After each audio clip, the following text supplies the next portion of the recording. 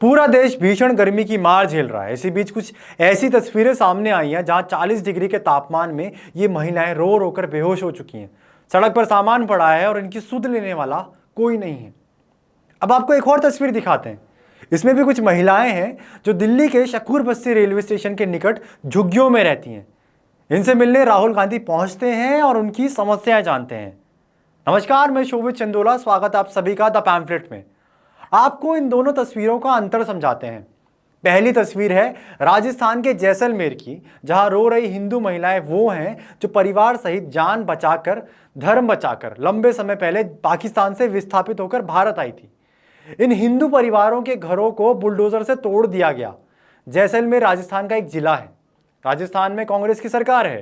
कांग्रेस के नेता मोहब्बत की दुकान चलाने वाले राहुल गांधी हैं। ऐसा नहीं है कि पाकिस्तान से किसी तरह जान बचाकर भारत में शरण लेने वाले इन हिंदुओं का घर केवल जैसलमेर में तोड़ा गया। अभी लगभग 15 दिन पहले पाकिस्तान से आया और राजस्थान के ही जोधपुर में रहने वाले हिंदुओं का घर और पानी स्टोर करने का टैंक तोड़ दिया गया था। अब ये संयोग की बात है कि जोधपुर भी राजस्थान का एक जिला है। राजस्थान में कांग्रेस की सरकार है। प्रश्न ये है कि हिंदुओं को पाकिस्तान में प्रताड़ित किया गया तो हिंदुस्तान आकर बसे, लेकिन अगर उन्हें हिंदुस्तान में प्रताड़ित किया जाएगा तब वे कहां जाकर बसेंगे? पाकिस्तान से भागकर बड़ी संख्या में राजस्थान बॉर्डर के पास के जिलों में आकर बसने वाले इन हिंदुओं की हालत कुछ खास अच्छी नहीं है। पर अब तो उनके सर से छत भी छीन ली गई। अब क्या? दुख की बात यह है कि छत छीन लेने का एक काम राजस्थान की कांग्रेस सरकार के आदेश पर हुआ है। जी हां, वही राजस्थान जहां के बप्पा रावल थे, जो बाहर के आक्रमणकारियों को कई बार भारत में घुसने नहीं दिया था, बल्कि उन्हें खाड़ी तक धकेल लाए थे। वही राजस्थान जहां के राणा प्रताप थे, वही राजस्थान जहां के राणा रतन सिंह का राज था। पर अब कांग्रेस का राज है। वही कांग्रेस जिसके पूर्व अध्यक्ष राहुल गांधी को शकूर बस्ती में तो मोहब्बत की दुकान खोल लेते हैं, लेकिन जोधपुर और जैसलमेर में अशोक गहलोत से नफरत का बाजार खुलवा देते हैं।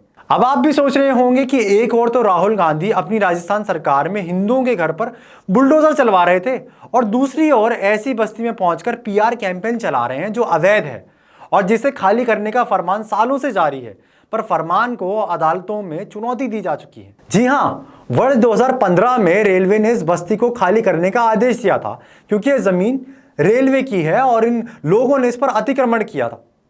उस वर्ष भी राहुल गांधी ने कहा था कि एक भी झुग्गी को टूटने नहीं दूंगा। क्या राहुल गांधी हर झुग्गी के वासियों से इतनी मोहब्बत करते हैं? नहीं, उनकी मोहब्बत खास झुग्गियों के लिए रिजर्व है। वे हर झुग्गी में मोहब्बत नहीं लुटाते। सूत्रों के अनुसार भी एक पूर्व प्रधानमंत्री का मानना था कि राहुल गांधी की मोहब्बत पर पहला हक देश के अल्पसंख्यकों का है। उनकी यह प्राइवेट मोहब्बत पूरी तरह से रिजर्व है। रिजर्व इसलिए क्योंकि राहुल गांधी जानते हैं कि शकूरपुर बस्ती भले अवैध है, लेकिन उसमें बसे रोहिंग्या मुसलमान अब वैध हैं, क्योंकि उनके पास वोट है। पाकिस्तान से आए हिंदुओं के पास वोट नहीं है। अब आप सोच रहे होंगे कि अवैध लोगों के वोट वैध कैसे हो गए? इस सवाल के जवाब के लिए हमको थोड़ा सा फ्लैशबैक में जाना पड़ेगा, जहां हमें पता चलेगा कि इस वैधता की जड़ें कब जमीन में घुस गई। म्यांमार में रोहिंग्या मुस्लिम और बौद्ध दो समुदाय निवास करते हैं। दोनों समुदाय के बीच संघर्ष का लंबा इतिहास रहा है, लेकिन असल मोड़ आया वर्ष 1972 के बाद, जहां दोनों समुदाय में कई हिंसक झड़प हुई, कई लोग मारे गए और यहीं से शुरू हुआ रोहिंग्या मुसलमानों का रोहिंग्या शरणार्थी बनने का दौर। 1980 से 1990 के दौर से इन्होंने बांग्लादेश एवं भारत में घुसपैठ करनी शुरू की। अधिकतर घुसपैठिए बांग्लादेश के रास्ते भारत पहुंचने लगे, लेकिन तत्कालीन किसी सरकार ने इनसे पैदा हो रहे खतरे की ओर कभी ध्यान ही नहीं दिया। भारत में पहली बार लोगों का ध्यान भी इस मुद्दे पर तब गया जब 12 अगस्त 2012 को मुंबई के आजाद मैदान में लोग एक भीड़ के रूप में इकट्ठे हुए। इकट्ठे तो ये एक विरोध प्रदर्शन के लिए हुए थे, लेकिन किया वही जो करते हैं, ताकत का प्रदर्शन और दंगे, आगजनी और सार्वजनिक संपत्ति को नुकसान पहुंचाना। यहां तक कि अमर ज्योति जवान मेमोरियल को भी नहीं बख्शा गया। इस पर तत्कालीन यूपी सरकार क्या कर रही थी? इस दौर में यूपीए सरकार के विदेश मंत्री सलमान खुर्शीद म्यांमार जाकर इन रोहिंग्या को $1 मिलियन की मदद बांट रहे थे। जी हां, और इसका असर क्या हुआ? यही यूपीए शासनकाल था जहां म्यांमार से आने वाले इन रोहिंग्याओं के लिए सबसे सेफ जगह बना भारत। और उस पर भी भारत कोई एक हिस्सा नहीं, उत्तर बिहार से लेकर जम्मू और दिल्ली से लेकर हैदराबाद तक इन्हें बाकायदा पहुंचाया गया, बसाया गया और बनाया गया। हैदराबाद में स्थानीय नेताओं और इस्लामिक संगठनों की मदद मिली। जम्मू के लोगों ने तो इसका खुलेआम विरोध किया, पर तब शासन कश्मीर के हाथ में था। चिंताएं तब बढ़ने लगी जब वर्ष 2013 में रिपोर्ट आने लगी कि लश्कर-ए-तैयबा द्वारा रोहिंग्या मुसलमानों को रेडिकलाइज किया जा रहा है। हालांकि सबसे ज्यादा चिंताजनक था दिल्ली में इन बांग्लादेशी और रोहिंग्या घुसपैठियों की बड़ी संख्या होना। इन्होंने दिल्ली में अवैध तरीके से आधार कार्ड, पहचान पत्र, राशन कार्ड बनवा लिए हैं।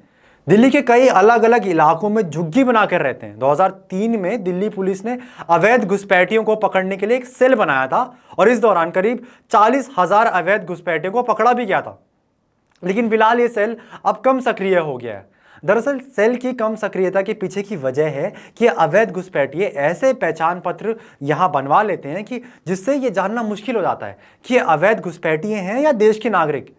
प्रश्न ये है कि मुश्किलें किन कारणों से आती हैं? क्या दिल्ली सरकार कुछ एक्शन नहीं लेती?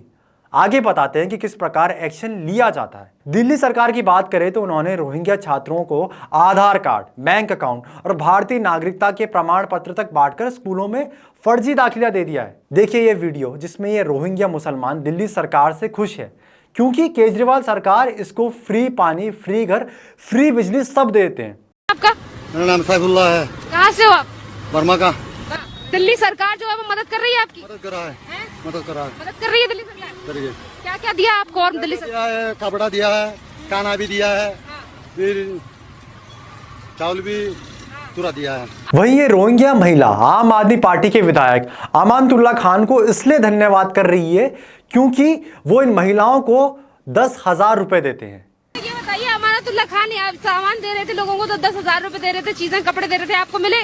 सबको मिले। एक रिपोर्ट तो आम आदमी पार्टी के विधायक अमानतुल्लाह खान के बारे में यह भी बताती है कि उन्होंने संस्थागत तरीके से 300 अवैध रोहिंग्याओं को दिल्ली में बसा दिया है। केजरीवाल सरकार की रोहिंग्या घुसपैठियों के लिए क्या नीतियां होंगी, इस बात का अंदाजा आप इस बात से लगा सकते हैं कि अब स्थानीय लोग इन घुसपैठियों से परेशान हो चुके हैं और सड़कों पर विरोध प्रदर्शन कर रहे हैं। हम मर जाएंगे, मिट जाएंगे, पर आर्डर रोहिंग्या को नहीं आने देंगे। हमारी जमीन है, केजरीवाल के बाप दादा की ना गुलाब के बाप दादा की ना, और मैं गाल भी पक दूंगी। ठीक, मनीष सिसोदिया कह रहा है सरकारी स्कूल को इंग्लिश स्कूल बनाऊंगा। स्कूल को तो बनाना स्थिति में गया, छावला लेके जा रहा है और रोहिंग्या को बसा रहा है। तो क्या वर्तमान केंद्र सरकार ने इसके लिए कोई कदम नहीं उठाए? वर्ष 2017 में केंद्र सरकार ने बताया था कि देश में करीब 40,000 अवैध रोहिंग्या घुसपैठिए रह रहे हैं।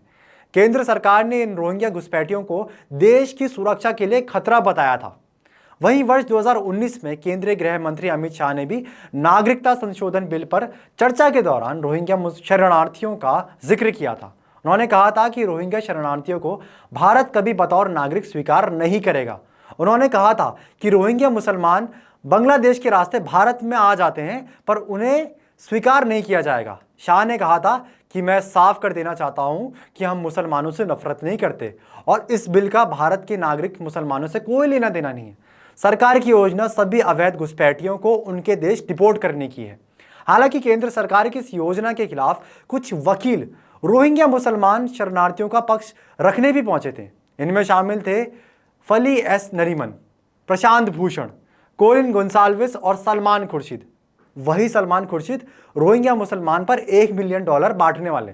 लेकिन केंद्र सरकार ने भी सुप्रीम कोर्ट में मजबूती से अपना पक्ष रखा कि भारत अवैध घुसपैठियों की राजधानी नहीं बन सकता। इसके बाद सुप्रीम कोर्ट ने केंद्र सरकार के पक्ष में फैसला सुनाया। इसमें कांग्रेस पार्टी और सलमान खुर्शीद को झटका तो लगा ही होगा। एक तरफ घुसपैठियों के प्रति कांग्रेस पार्टी का यह रवैया था तो दूसरी तरफ पाकिस्तान, बांग्लादेश से आने वाले हिंदू एवं सिख शरणार्थियों का कांग्रेस ने सदैव विरोध ही किया। जिस सीएए का उद्देश्य अफगानिस्तान, बांग्लादेश या पाकिस्तान के हिंदू, सिख, बौद्ध, जैन, पारसी या ईसाई समुदायों के प्रवासियों को नागरिकता देना था, कांग्रेस ने उसका पुरजोर विरोध किया है। हिंदुओं के प्रति कांग्रेस का यह विरोध आज तक झलक रहा है, फिर वह राजस्थान के जोधपुर हो या जैसलमेर हो। तो प्रश्न यही है, क्या राहुल गांधी की मोहब्बत की दुकान राजस्थान में बंद है या फिर अशोक गहलोत नफरत की दुकान चलाते हैं? जानने के लिए देखते रहिए द पैम्फलेट।